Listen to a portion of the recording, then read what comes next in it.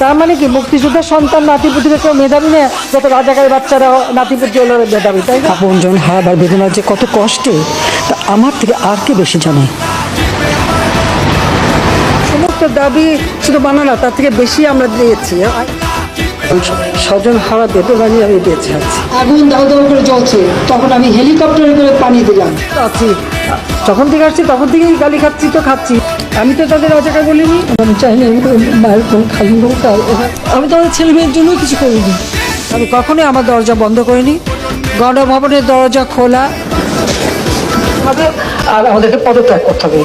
আমার প্রশ্ন, জাতির কাছে প্রশ্ন, কি অপরাধ আমাদের? পালিয়ে গেছে শেখ হাসিনা, নাই শেখ হাসিনা চলে গেছে, শেখ হাসিনা পালায় না।